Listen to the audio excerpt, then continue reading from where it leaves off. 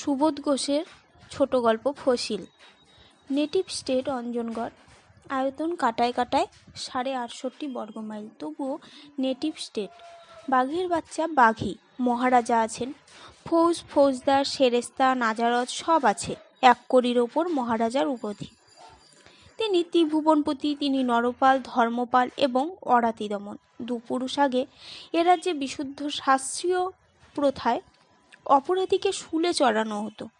এখন সেটা আর সম্ভব নয়। তার বদলে শুধু ন্যাংটো করে মৌমাছি লেলিয়ে দেওয়া হয়। সাবেককালে কেল্লাটা যদিও লুপ্তশ্রী, আর পাথরের গাঁথনিটাও আজও অটুট। কেল্লার ফটকে বুনো হাতির জীর্ণ কঙ্কালের মতো 2টো মরচে পড়া কামান। তার নলের ভেতর পায়রার দল স্বচ্ছন্দে ডিম পাড়ে। তার ছায়ায় বসে ক্লান্ত কুকুরেরা ঝিমোয়। দপ্তরে দপ্তরে শুধু পাগড়ি আর তরবারির খটা। দেয়ালে দেয়ালে ঘুঁটের মতো তামা আর লোহার ঢাল।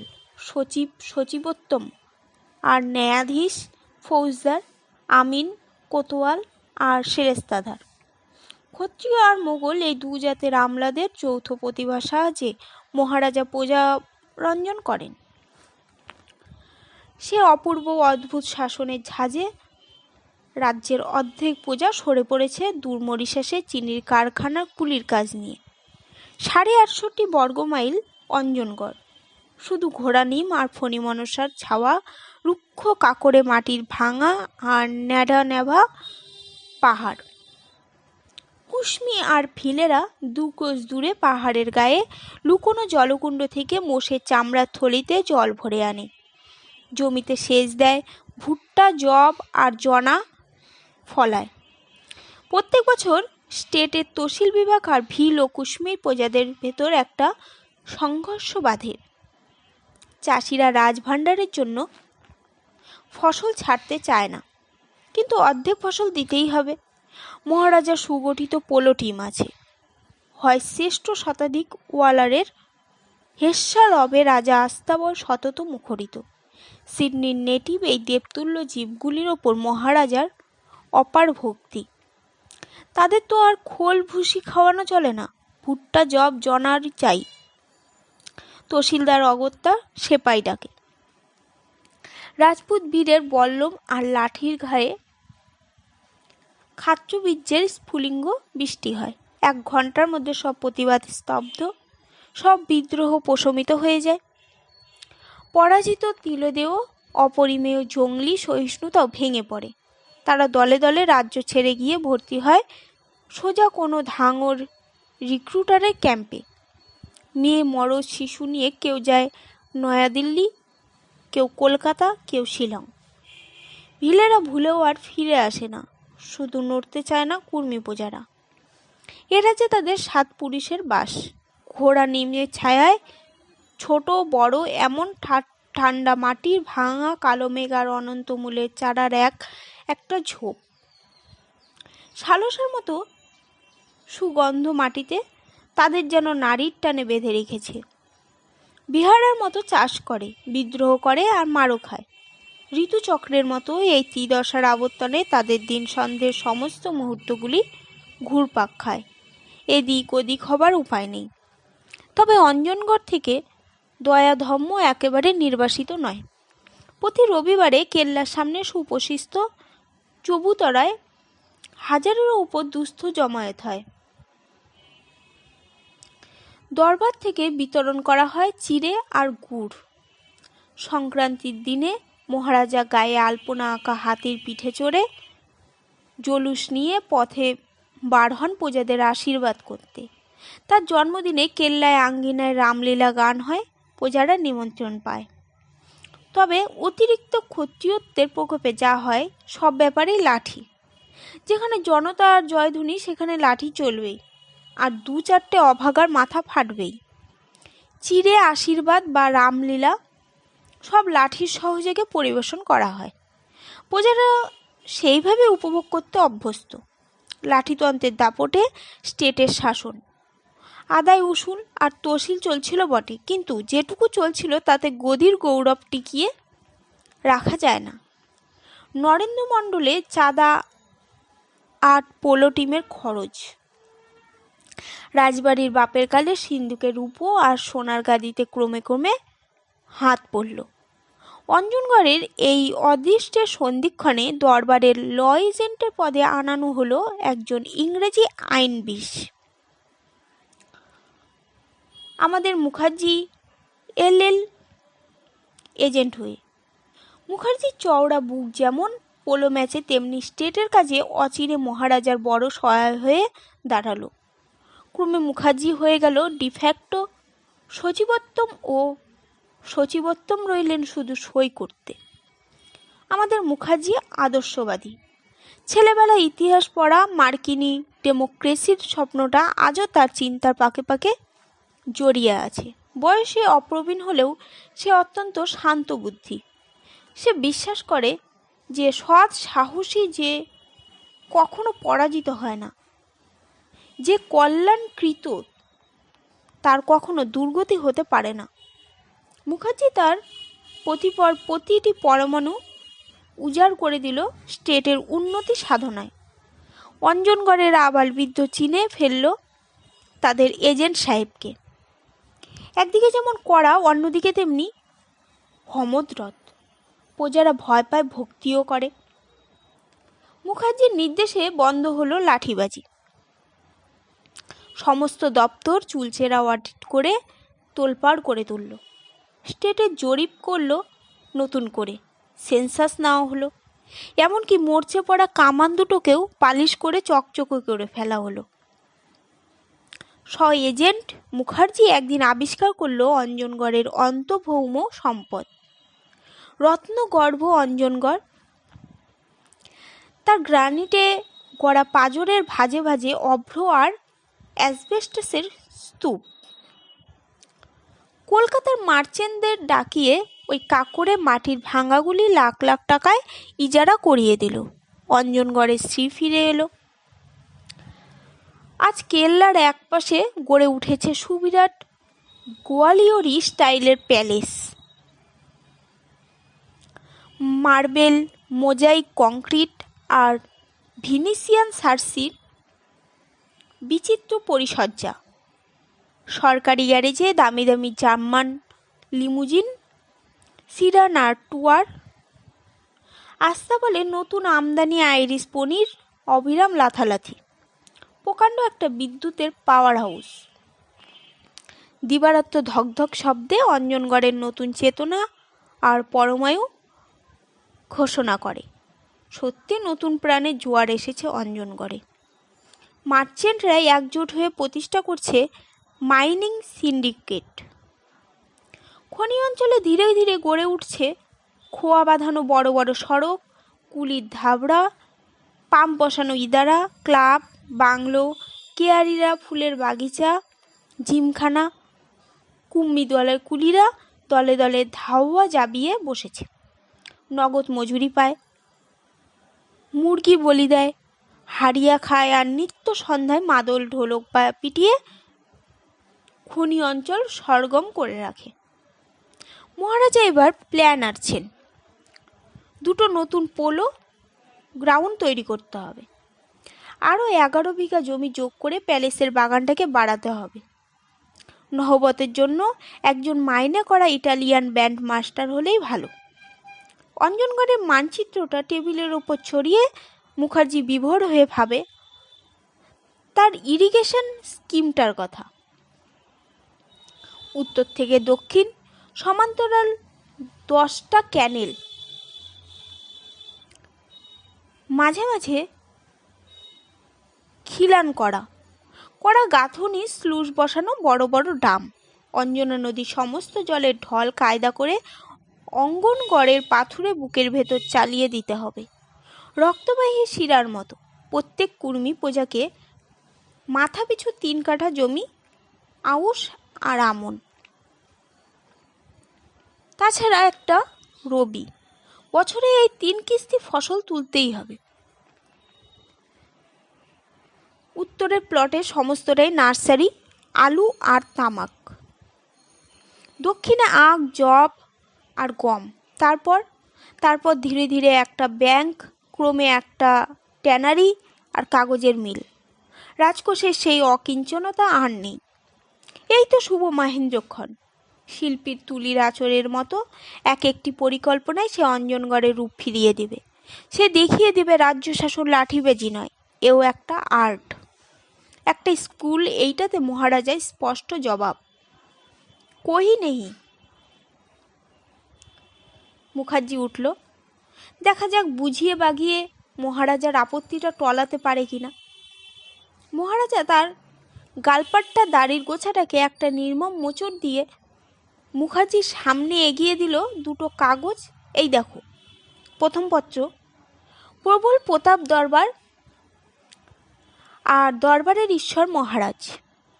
আপনি প্রজার বাপ, আপনি দেন বলেই আমরা খাই। অতএব এবছর ভুট্টা, জব, জনার যা ফলবে তাতে যেন সরকারি হাত না পড়ে। আইনসঙ্গতভাবে সরকারকে যা দেয় তা আমরা দেব ও রসিদ নেব। ইতি দরবারের অনুগত ভিত্ত, কুর্মী সমাজের তরফে দুলাল মাহাতো, বকলম খাস। দ্বিতীয় পত্র, মহারাজার পেয়াদা এসে আমাদের খনির ভেতর ঢুকে 4 জন কুর্মী কুলিকে ধরে নিয়ে গেছে আর তাদের স্ত্রীদের লাঠি দিয়ে মেরেছে। আমরা একে অধিকার বিরুদ্ধ মনে করি এবং দাবি করি মহারাজার পক্ষ থেকে শীঘ্রই এ ব্যাপারের সুমীমাংসা হবে। ইতি সিন্ডিকেটের চেয়ারম্যান গিবসন। মহারাজা বললেন, দেখছো তো মুখার্জি শালাদের সাহস? হ্যাঁ দেখছি। টেবিলে ঘুষি মেরে বিকট চিৎকার করে ওয়ারাতি দমন প্রায় ফেটে পড়ল। মুড়ো শালাদের মুড়ো কেটে এনে ছড়িয়ে দাও আমার সামনে। আমি বসে বসে দেখি, দুদিন দুরাত দেখি। মুখার্জি মহারাজদের শান্ত করল। আপনি নিশ্চিন্ত থাকুন, আমি একবার ভেতরে ভেতরে অনুসন্ধান করি আসল ব্যাপার কি। বৃদ্ধ দুলাল মাহাতো বহুদিন পরে মার্সাস থেকে অঞ্জনগড়ে ফিরেছে, বাকি জীবনটা উপভোগ করার জন্য। সঙ্গে নগদ 60টি টাকা, বুক ভরা হাঁপানি নিয়ে ফিরেছে। তবু তার আবির্ভাবের সঙ্গে সঙ্গে কুর্মীদের জীবনের যেন একটা চঞ্চলতা, একটা নতুন অধ্যায়ের সূচনা হয়েছে।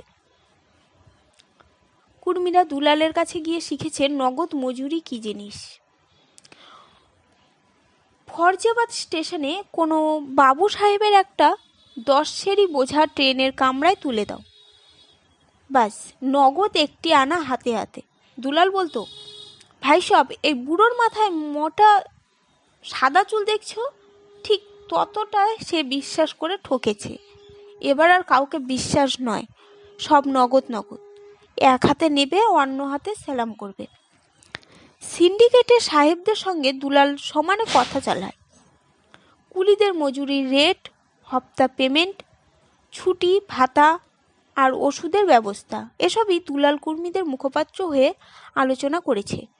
পাকা প্রস্তুতি আদায় করে নিয়েছে।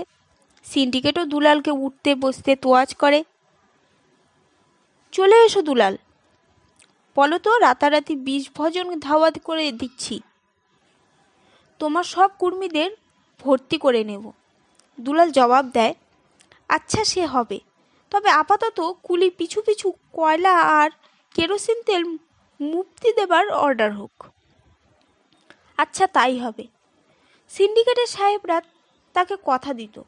দুলালের আমন্ত্রণ পেয়ে একদিন রাজ্যের কুর্মী একত্রিত হলো ঘোড়ানিমের জঙ্গলে।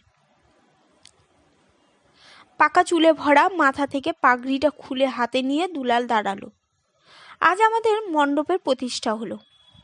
এখন ভাবো কি করা উচিত। চিনে দেখো কে আমাদের দুশ্মন আর কেই বা দোস্ত। আর ভয় করলে চলবে না। পেট আর ইজ্জত এর উপর যে ছুরি চালাতে আসবে তাকে আর কোনো মতেই ক্ষমা নয়।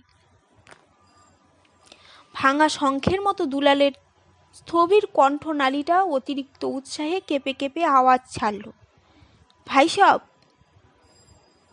আজ থেকে মাহাতোর প্রাণ মণ্ডলের জন্য, আর মণ্ডলের প্রাণ। কুর্মী জনতা একসঙ্গে 1000 লাঠি তুলে প্রত্যুত্তর দিল মাহাতোর জন্য। ঢাক ঢোল পিটিয়ে একটা নিশান পর্যন্ত উড়িয়ে দিল তারা। তারপর যে যার ঘরে ফিরে গেল। ঘটনাটা যত গোপনে ঘটুক না কেন, মুখার্জি কিছুই জানতে বাকি রইল না। এটুকু সে বুঝল, এই মেঘে বজ্র থাকে। সময় থাকতে চটপট একটা ব্যবস্থা দরকার। কিন্তু মহারাজা যেন খুনাক্ষরে জানতে না পায়। ফিউভলি দেমাকে অন্ধ আর ইজ্জত কমপ্লেক্সে জর্জর এইসব নরপালদের তাহলে সামলানো দুষ্কর হবে। বৃথা একটা রক্তপাতও হয়তো হয়ে যাবে, তার চেয়ে নিজেই একঘাত ভদ্রভাবে লড়ে নেওয়া যাক। পেয়াদারা এসে মহারাজকে জানালো কুর্মীরা রাজবাড়ির বাগানে আর পোলনে বেগার খাটতে এলো না। তারা বলছে বিনা মজুরিতে খাটলে পাপ হবে, রাজ্যের অমঙ্গল হবে। ডাক পড়ল মুখার্জির। দুলাল মাহাতোকেও তলব করা হলো। জোরহাতে দুলাল মাহাতো প্রণিপাত করে দাঁড়ালো। মেষ শিশুর মতো ভীরু দুলাল যেন ঠক ঠক করে কাঁপছে। তুমি এসব শয়তানি করছো, মহারাজা বললেন। হুজুরের জুতোর ধুলি আমি। চুপ থাক জি সরকার, চুপ। মহারাজা জিমুধ্বনি করলেন। দুলাল কাঠের পুতুলের মতোই স্থির হয়ে গেল। ফিরিঙ্গি বেনিয়াদের সঙ্গে তোমার সম্পর্ক ছাড়তে হবে। আমার বিনা হুকুমে কোনো কুর্মী খনিতে কুলি হয়ে খাটতে পারবে না। জি সরকার, আপনার হুকুম আর জাতকে জানিয়ে দেব। যাও। দুলাল দণ্ডবোধ করে চলে গেল। এবার আদেশ হলো মুখার্জির ওপর, সিন্ডিকেটকে এখনই নোটিশ দাও যেন আমার বিনা সুপারিশে আমার কোনো কুর্মী প্রজাকে কুলির কাছে ভর্তি না করে। অবিলম্বে যথাস্থান থেকে উত্তর এলো একে একে। দুলাল মাহাতো স্বাক্ষরিত পত্র। যেহেতু আমরা নগদ মজুরি পাই, না পেলে আমাদের পেট চলবে না, সেহেতু আমাদের খনির কাজ ছাড়তে অসমর্থ। আশা করি দরবার এতে বাধা দেবেন না। আগামী মাসে আমাদের নতুন মন্দির প্রতিষ্ঠা হবে। রাজা তহবিল থেকে 1000 টাকা মঞ্জুর করতে সরকারের হুকুম হয়। আগামী শীতের সময় বিনা টিকিটে জঙ্গলে ঝুড়ি আর লকড়ি ব্যবহার করার অনুমতি হয়। নোটিশের প্রত্যুত্তরে সিন্ডিকেটের একটা জবাব এলো, মহারাজার সঙ্গে কোনো নতুন শর্তে চুক্তিবদ্ধ করতে আমরা রাজি আছি, তবে আজ নয়। বর্তমান চুক্তির মেয়াদ যখন ফুরবে 99 বছর পরে। কি রকম বুঝছো মুখার্জি? অগত্যা দেখছি ফৌজদারকেই ডাকতে হয়। জিজ্ঞাসা করি, খাল কাটার স্বপ্নটা ছেড়ে দিয়ে এখন আমার ইজ্জতের কথাটা একবার ভাববে কিনা? মহারাজ আস্তে আস্তে বললেন। কিন্তু মুখ চোখের চেহারা থেকে বোঝা গেল রুদ্ধ একটা আক্রোশ শত ফনা বিস্তার করে তার মনের ভিতর ছটপট করছে। মুখার্জি সবিনয়ে নিবেদন করল, মন খারাপ করবেন না সরকার, আমাকে সময় দিন, সব গুছিয়ে আনছি আমি। মুখার্জি বুঝেছে দুলালের এই দুঃসাহসের প্রেরণা যোগাচ্ছে কারা। সিন্ডিকেটের দুষ্ট উৎসাহের কুর্মী সমাজের নাচানাচি। এই যোগাযোগ বিচ্ছিন্ন না হলে রাজ্যের সমূহ অশান্তি অমঙ্গল। কিন্তু কি করা যায়? দুলাল মাহাতোর কুড়ে ঘরের কাছে মুখার্জি এসে দাঁড়ালো। ব্যস্তভাবে দুলাল বেরিয়ে এসে একটা চৌকি এনে মুখার্জিকে বসতে দিল। মাথার পাগড়িটা খুলে মুখার্জি পায়ের কাছে রেখে দুলালও বসলো মাটির ওপর। মুখার্জি এক এক করে তাকে সব বুঝিয়ে শেষে বড় অভিমানে ভেঙে পড়ল। এ কি করছো মাহাতো? দরবারের ছেলে তোমরা, কখনো ছেলে দোষ করে, কখনো করে বাপ। তাই বলে পরকে ডেকে কেউ ঘরের ইজ্জত নষ্ট করে না। সিন্ডিকেট আজ না হয় তোমাদের ভালো খাওয়াচ্ছে, কিন্তু কাল যখন তার কাজ ফুরবে তখন তোমাদের দিকে ফিরেও তাকাবে না। এই দরবারই তখন দুমুঠো চিড়ে দিয়ে তোমাদের বাঁচাবে। মুখার্জির পায়ে হাত রেখে দুলাল বলল, কসম এজেন্ট বাবা, তোমার কথা রাখবো। বাপের তুল্য মহারাজা, তার জন্য আমরা প্রাণ দিতে তৈরি। তবে ওই দরখাস্তটি একটু জলদি মঞ্জুর হয়। দ্বিতীয় প্রশ্ন বা উত্তরের অপেক্ষা না করে মুখার্জি দুলালের কুড়ে ঘর থেকে বেরিয়ে পড়ল। না, রোগে তো ধরেই ছিল অনেক দিন, এইবার দেখা দিয়েছে বিকারের লক্ষণ। স্নান, আহার আর পোশাক বদলাবার কথা মুখার্জিকে ভুলতে হলো আজ। একটানা ড্রাইভ করে থামলো এসে সিন্ডিকেটের অফিসে। দেখুন মিস্টার গিবসন, রাজা প্রজা সম্পর্কের ভেতর দয়া করে হস্তক্ষেপ করবেন না। আপনাদের কারবারের সুখ সুবিধার জন্য দরবার তো পূর্ণ গ্যারেন্টি নিয়েছে। গিবসন বলল, মিস্টার মুখার্জি, আমরা মনি মেকার নই, আমাদের একটা মিশনও আছে। নির্যাতিত মানুষের পক্ষ নিয়ে আমরা চিরকাল লড়ে এসেছি, দরকার থাকে আরও লড়ব। সব কর্মী প্রজাদের লোভ দেখিয়ে আপনারা কুলি করে ফেলছেন। স্টেটের এগ্রিকালচার তাহলে কি করে বাঁচে বলুন তো? ঝোঁকের মাথায় মুখার্জি তার ক্ষোভের আসল কারণটি ব্যক্ত করে ফেলল। এগ্রিকালচার না বাঁচুক, ওয়েল তো বাঁচবে, এটা অস্বীকার করতে পারেন? গিবসন বিদ্রুপের স্বরে উত্তর দেয়, তর্ক ছেড়ে কোঅপারেশনের কথা ভাবুন মিস্টার গিবসন। কুলি ভর্তির সময় দরবার থেকে একটু অনুমোদন করিয়ে নেবেন এইমাত্র। মহারাজও খুশি হবেন এবং আপনাদেরও অন্যদিকে নিশ্চয়ই ভালো হবে। Sorry mister Mukherjee. গিবসন বাঁকা হাসি হেসে চুরুট ধরালো। নিদারুণ বিরক্তিতে লাল হয়ে উঠল মুখার্জির কর্ণমূল। সজোরে চেয়ারটা ঠেলে দিয়ে সে অফিস ছেড়ে চলে গেল। ম্যাককেনা করে জিজ্ঞাসা করলো, কি ব্যাপার হে Gibson? Mukherjee that monkey of an administrator মুখের উপর শুনিয়ে দিয়েছে। কোন ট্রামই গ্রাহ্য করেনি? ঠিক করেছ। শুনছ তো ওর ওই ইরিগেশন স্কিমটা? সময় থাকতে ভণ্ডুল করে দিতে হবে, নইলে সাংঘাতিক লেবারের অভাবে পড়তে হবে। কারবার এখন বাড়তির মুখে। খুব সাবধান। কোনো চিন্তা নেই, পোষা বিড়াল মাহাতো রয়েছে আমাদের হাতে। ওকে দিয়েই স্টেটের সব ডিজাইন ভণ্ডুল করব। পরস্পর হাস্য বিনিময় করে ম্যাককেনা বলল, মাহাতো এসে বসে আছে বোধহয়, দেখি একবার। অফিসের একটা নিভৃত কামরায় মাহাতোকে নিয়ে গিয়ে গিবসন বলল, এই যে দরখাস্ত তৈরি, সব কথা লেখা আছে, এতে সই করে ফেলো। আজই দিল্লি ডাকে পাঠিয়ে দিই। মাহাতো পিঠ থাবড়ে ম্যাককেনা তাকে বিদায় দিল। ডরমত মাহাতো, আমরা আছি। যদি ভিটেমাটি উৎখাত করে তবে আমাদের ধাওয়া খোলা রয়েছে তোমাদের জন্য সব সময়। ডরমত। নিজের দপ্তরে বসে মুখার্জি শুধু আকাশ পাতাল ভাবে, কলম ধরতে আর মন চায় না। মহারাজাকে আশ্বাস দেবার মতো সব কথা ফুরিয়ে গেছে তার। পরের রথের সারার্থ আর বোধহয় চলবে না তার দ্বারা। এবার রথির হাতেই তুলে দিতে হবে লাগাম। কিন্তু মানুষগুলোর মাথা ঘিলু নিশ্চয় শুকিয়ে গেছে সবাই নিজের নিজের মূঢ়তায় একটা আত্মবিনাশের উৎকট কল্পনা তাণ্ডবে মজে গেছে যেন। কিংবা সে ভুল করছেও কোথাও। মহারাজার আহ্বান। খাস কামরায় সচিবোত্তম ও ফৌজদার শুষ্ক মুখ বসে আছেন। মহারাজা কৌচের চারিদিকে পায়চারি করছেন ছটপট করে। মুখার্জি ঢুকতেই একেবারে অগ্নুদ্গার করলেন, নাও এবার গদিতে থুতু ফেলে আমি চললাম, তুমি বলো তার ওপর আর স্টেট চালিও। হতভম্ব মুখার্জি সচিবোত্তমের দিকে তাকালো। সচিবোত্তম তার হাতে তুলে দিল এক চিঠি। পলিটিক্যাল এজেন্টের নোট। স্টেটের ইন্টারনাল ব্যাপার সম্বন্ধে বহু অভিযোগ এসেছে। দিন দিন আরও নতুন ও গুরুতর অভিযোগ সব আসছে।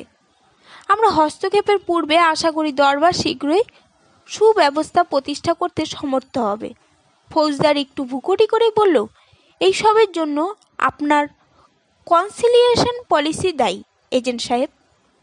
ফৌজদারের অভিযোগের সূত্র ধরে মহারাজা চিৎকার করে উঠলেন, নিশ্চয়ই, খুব সত্য কথা। আমি সব জানি মুখার্জি, আমি অন্ধ নই, সব জানি। এ কি বলছেন সরকার? থামো, সব জানি, নইলে আমার রাজ্যের ধুলো মাটি বেচে যে বেনিয়ারা পেট চালায় তাদের এত সাহস হয় কোথা থেকে? কে তাদের ভেতর ভেতর সাহস দেয়? মহারাজা যেন দম বন্ধ করে কৌচির ওপর এলিয়ে পড়লেন। একটা পিয়াদা ব্যস্তভাবে ব্যঞ্জন করে তাকে সুস্থ করতে লাগলো। সচিবোত্তম ফৌজদার তার মুখার্জি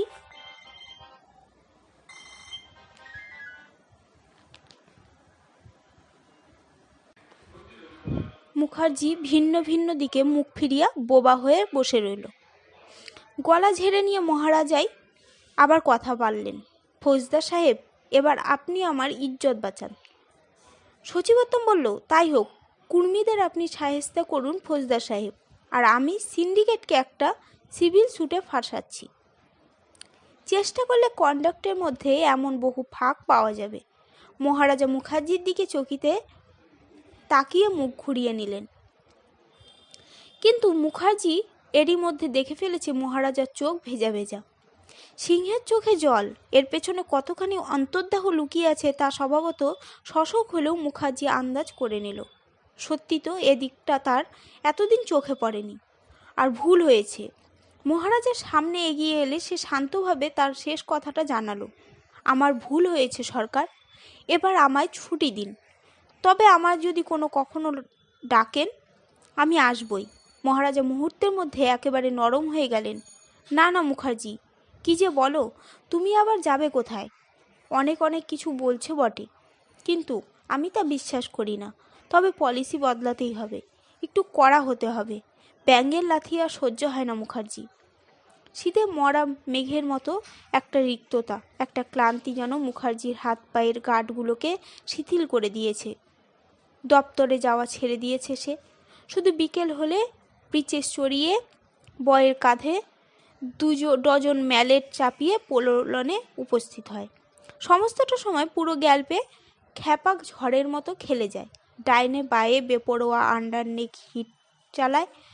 কড়কর করে এক একটা ম্যালেট ভেঙে উড়ে যায় ফালি হয়ে। মুখের ফেনা আর গায়ের ঘামের স্রোতে ভিজে চুপসে যায় কালো ওয়ালেটের পায়ের প্যানেল। তবু স্কোরের নেশায় পাগল হয়ে মুখার্জি চার্জ করে। বিপক্ষ দল ভ্যাবাচাকা খেয়ে অতি মন্থর টটে ঘুরে ঘুরে আত্মরক্ষা করে। চক্কর শেষ হওয়ার পরে সে বিশ্রাম করার নাম করে না। অকারণে পোলোলনের চারিদিকে বিদ্যুবেগে ঘোড়া ছুটিয়ে বেড়ায়।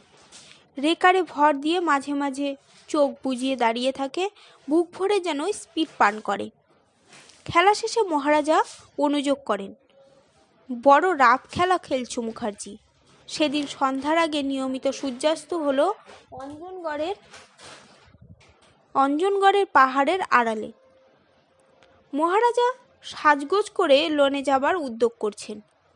পেয়াদা একটা খবর নিয়ে এলো, 14 নম্বরে পিঠ ধসেছে, এখনো ধসছে। 90 জন পুরুষ আর এক মেয়ে কুলি চাপা পড়েছে। অতি দুঃসংবাদ। মহারাজা গালপাট্টায় হাত বুলিয়ে উৎকট আনন্দের বিস্ফোরণে চেঁচিয়ে উঠলেন, এইবার দুশ্মন মুঠোর মধ্যে নির্দয়ের মতো পিছে ফেলতে হবে। এইবার সচিবোত্তম কোথায়? শিগগির ডাকো। সচিবোত্তম এলেন, কিন্তু মরা কাতলা মাছের মতো দৃষ্টি তার চোখে। বললেন, দুঃসংবাদ? কিসের দুঃসংবাদ? বিনা টিকিটে কুর্মীরা লোকরি কাটছিল।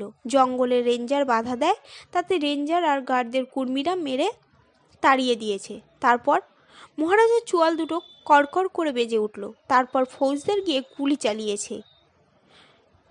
ছড়রা ব্যবহার করলেই তাল ছিল, তা না করে চালিয়েছে মুঙ্গেরি গাদা আর 1.5-6টারি বুলেট। মরেছে 22 জন আর ঘায়েল 50-এর উপরে। ঘোড়ানিমের জঙ্গলে সব লাশ এখনো ছড়িয়ে ছিটিয়ে পড়ে আছে। মহারাজা বিমূঢ় হয়ে রইলেন খানিকক্ষণ। তার চোখের সামনে পলিটিক্যাল এজেন্টের হুঁশিয়ারি চিঠিটা যেন চকচকে সূচিমুখ বর্ষার ফলার মতো ভেসে বেড়াতে লাগলো। খবরটা কি রাষ্ট্র হয়ে গেছে? অত্যন্ত সিন্ডিকেট তো জেনে ফেলেছে। সচিবোত্তম উত্তর দিল। মুখার্জিকে ডাকলেন, মহারাজা, এই তো ব্যাপার মুখার্জি, এবার তোমার বাঙালি ইলম দেখাও, একটা রাস্তা বাদলাও। একটু ভেবে নিয়ে মুখার্জি বলল, আর দেরি করবেন না, সব ছেড়ে দিয়ে মাহাতোকে আগে আটকান। জন 50 পেয়াদা সরকি লাঠি লণ্ঠন নিয়ে অন্ধকারে দৌড়ালো দুললের ঘরের দিকে। মুখার্জি বলল, আমার শরীর ভালো নেই সরকার, কেমন গা বমি বমি করছে, আমি যাই। 14 নম্বরে পিঠ ধসেছে। মার্চেন্টরা দস্তর মতো খাবড়ে গেল। তৃতীয় সিমের ছাদটা ভালো করে টিম্বার করা ছিল না, তাতেই এই দুর্ঘটনা। উদ্যোৎক্ষিপ্ত পাথরের কুচি আর ধুলোর সঙ্গে রসাতল থেকে যেন একটা আর্তনাদ থেমে থেমে বেরিয়ে আসছে, বুম বুম বুম। কোয়ার্টসের পিলারগুলো চাপের চোটে তুবড়ির মতো ধুলো হয়ে ফেটে পড়ছে। এরই মধ্যে কাঁটাতারের বেড়া দিয়ে পিঠের মুখটা দিয়ে ঘিরে দেওয়া হয়েছে। অন্যান্য ধাওয়া থেকে দলে দলে কুলিরা দৌড়ে আসছিল। মাঝপথেই দারোয়ানেরা তাদের ফিরিয়ে দিয়েছে। কাজে যাও, সব কিছু হয়নি, কেউ ঘায়েল হয়নি, মরেওনি কেউ।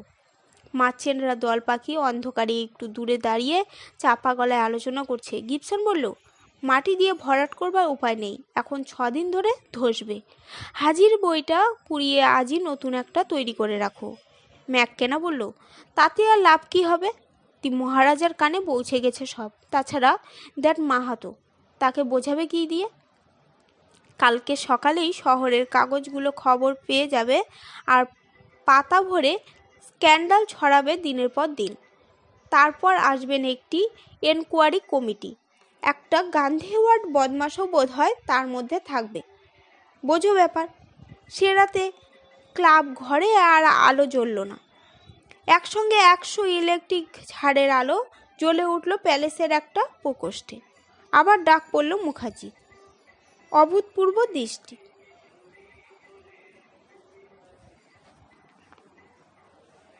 মহারাজা, সচিবোত্তম আর ফৌজদার, গিবসন, ম্যাককেনা,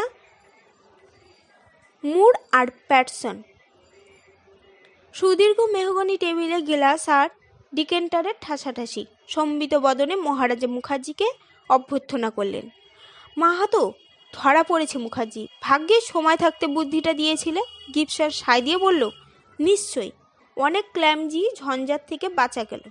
আমাদের উভয়ের ভাগ্য বলতে হবে।